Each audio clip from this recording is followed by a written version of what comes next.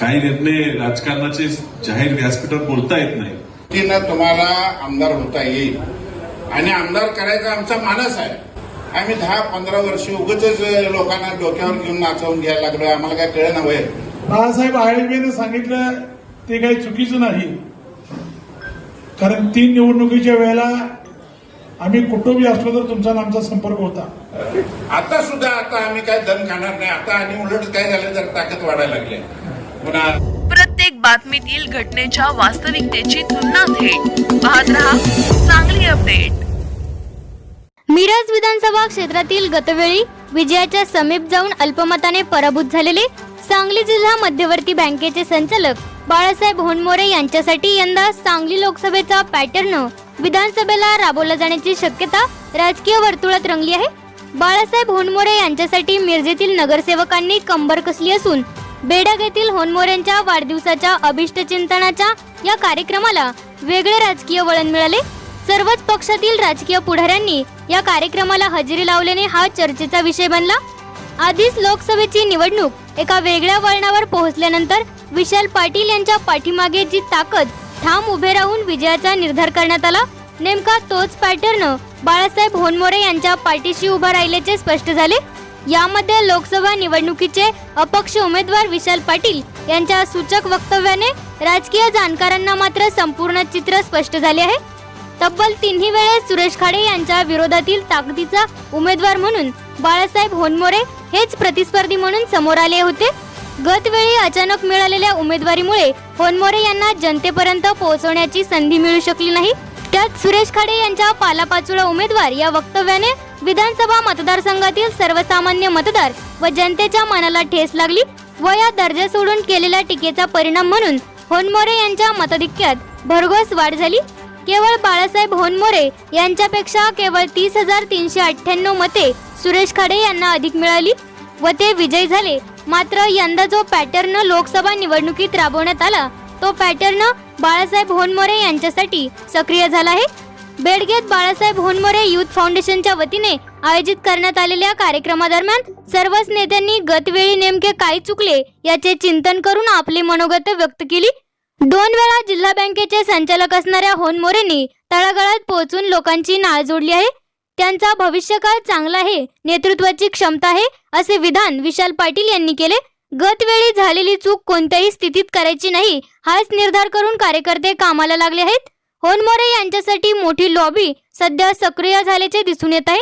पक्ष वेगळा असला तरीही सुरेश आवटी, अय्याज नाईकवडी यांच्यासारखे नेते पाठीशी आल्याने गतवेळी 30,398चा आकडा कधीच पुसून लाखाच्या लीडकडे बाळासाहेब होनमोरे यांची वाटचाल झाल्याचे दिसून येत आहे.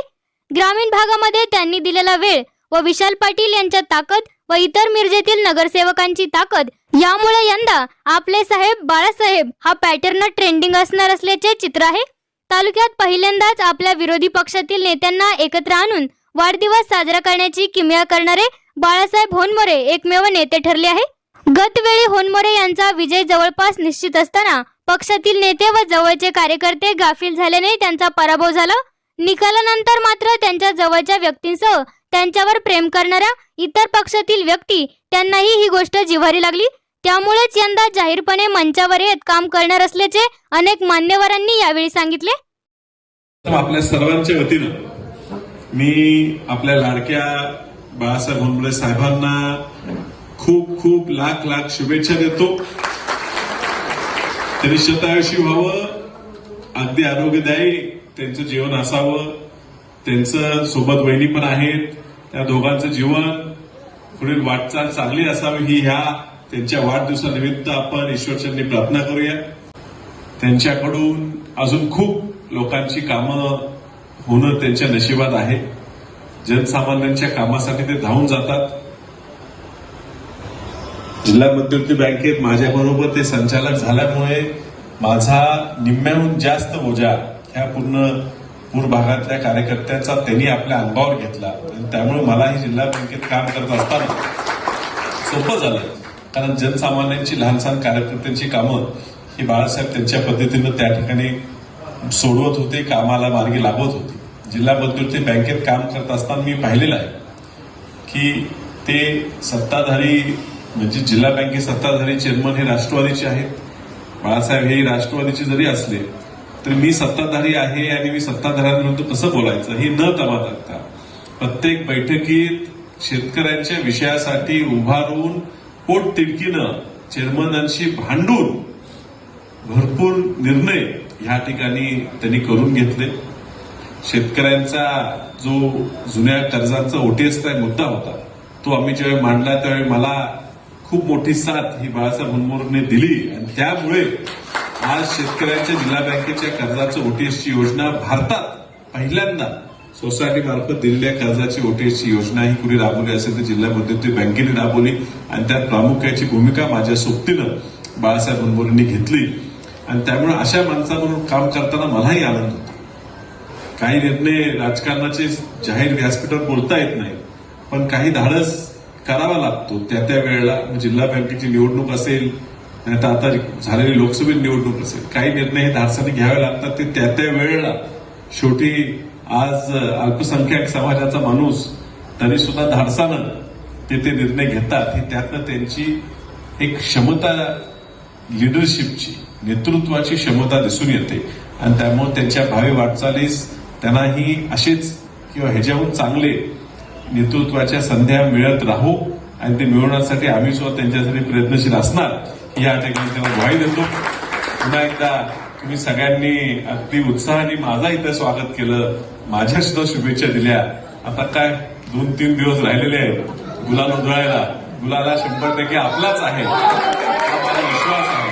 त्यामुळे तेवढ्या ताकदीनं तुम्ही सगळ्यांनी काम त्या ठिकाणी केलेलं आहे. अय्यासबाईंनी जे सांगितलं ते बरोबर आहे. सुरेशने पण सांगितलंच जे काय आहे मागच्या इलेक्शनला आपण मदत आम्ही केलेलीच आहे त्यामुळे तो काय विषय नाहीये आणि आपण त्या निमित्ताने ह्या निमित्ताने ते एकत्र आलो त्यामुळे पुढच्या ह्याच्यासाठी मी त्यांना आताच शुभेच्छा देते. समाजकारण करत असताना बऱ्याच वेळा त्यांना मिळालेली संधीचं सोनं अजूनपर्यंत झालेलं नाहीये पण यावेळी आपण सर्वच त्यांच्या मागे उभं राहूया.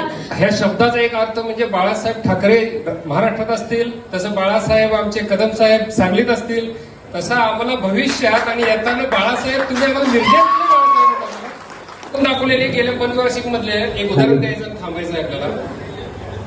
1 लाख पार म्हणणाऱ्याला 1 लाखाच्या आत आणण्याचं काम हे बाळासाहेबांनी केलं आणि आपल्या सगळ्यांच्या आशीर्वादाने केलं. की ना तुम्हाला आमदार होता येईल आणि आमदार करायचा आमचा मानस आहे. आम्ही 10-15 वर्ष उगाच लोकांना डोक्यावर घेऊन नाचवून घ्यायला लागलो. आम्हाला काय कळलं नव्हे. तुम्ही आलं तर आम्हाला काय वाईट आहे. तुम्ही आम्हाला सोपं आहे. तुम्हाला कधी तर हाकेच्या अंतरावर तुम्हाला बोलवता येईल परंतु जे वाऱ्यामध्ये निवडून आले ते नंतर डोक्यावर बसलेत लक्षात ठेवा. त्यामुळे आपल्याला हे एकदा उचलून फेकायचं झालं तर तुम्ही त्याचा मार्ग आहे. आणि मी तुम्हाला शेवटच्या क्षणाला पण सांगितलं बाळासाहेब हे कुणाला माहित नसत. एक परिस्थिती अशी होती की खाडे बिनविरोध होतात का काय अशी परिस्थिती होती 24 तास अगोदर आणि त्यानंतरची एक परिस्थिती अशी आली की ज्या वेळेला आपण ऑब्जेक्शन घातलं त्यावेळेला त्यांची उमेदवारी उठली असती तर तुम्ही बिनविरोध झाला होता ही अशी परिस्थिती त्यावेळेला राजकारणामध्ये काय होऊ शकतं. आणि म्हणून माझं काय म्हणणं आहे की कधीतरी विश्वास ठेवायला शिका. आम्ही तुम्हाला मागच्या वेळेला सांगत होतो साहेब 15-20 हजार मताचा गोळा करायला लागतंय तेवढं केलं तर तुम्ही आमदार होताय. आता तुम्ही आमदार झाला असता तुम्ही मंत्री झाला असता आम्ही कशाला बोंबलाल या कार्यक्रमाला आलो असतो. आमची शुभेच्छाच आहे ना तुम्हाला. आता सुद्धा आता आम्ही काय दम खाणार नाही. आता आणि उलट काय झालं तर ताकद वाढायला लागली. पुन्हा आवटी एंड कंपनी आमच्या बरोबर आली. पुन्हा संत अशोक अनेक माणसं बरोबर आली. अजितराव घोरपडेंची पुन्हा आपल्याला साथ मिळते या भागामध्ये. अशी जी माणसं आपण प्रॉमिनंट एकत्र आपण जर धरली तर आम्हाला तुम्ही आमदार झाला तर आम्हाला द्वेष नाही तुमचा. आम्हाला कायम शुभेच्छा आहेत तुमच्या. आम्ही तुमच्यासाठी कायम सदिच्छा देणारी माणसं आहोत. परंतु बाळासाहेब आळीबेनं सांगितलं ते काही चुकीचं नाही कारण 3 निवडणुकीच्या वेळेला आम्ही कुटुंबी असलो तर तुमचा आणि आमचा संपर्क होता आणि तुम्हाला आम्ही सांगत होतो की अशा पद्धतीने नियोजन करा. नियोजनमध्ये आपण मागं पडलो आणि म्हणून आपल्याला 3 वेळेला पराभव पत्करावा लागला. आता आयोगाने सांगितले त्याप्रमाणे तुम्ही नियोजन करा. काही अडचण येणार नाही. आमच्या मिरजकरच्या वतीनं सर्वांच्या शुभेच्छा. वाढदिवसानिमित्त तुमच्या पाठीशी राहतील एवढेच या निमित्तानं या इथं बोलतो. आयोगाने सगळ्या 7-12 फेरफार सगळ्याच एकत्र काढल्यामुळं आता बोलायची काही गरज नाही.